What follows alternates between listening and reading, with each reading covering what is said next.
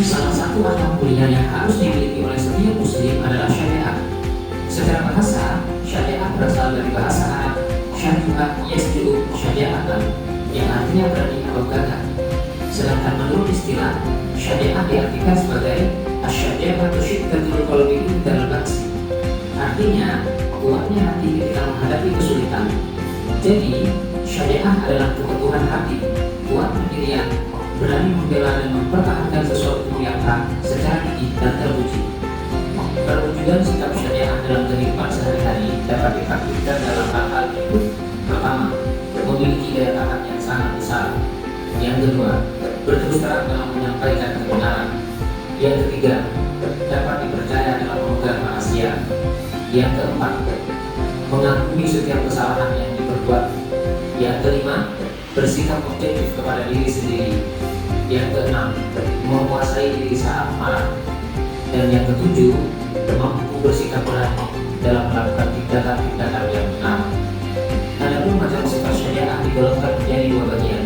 Pertama, syariah hadiah, yaitu keberanian yang terkait dengan peperangan, misalnya keberanian dalam medan tempur di waktu perang. Yang kedua, syariah nafsiyah, yaitu keberanian yang terkait dengan jiwa, misalnya saat menghadapi bahaya atau penderitaan dan menegakkan kebenaran. Sifat syariah sangat berkaitan dengan nilai-nilai kejujuran. Hal ini dapat kita temukan pada uraian berikut. Pertama, konsisten menyuarakan kebenaran meskipun di hadapan penguasa yang zalim. Yang kedua, setiap manusia pasti pernah bersalah.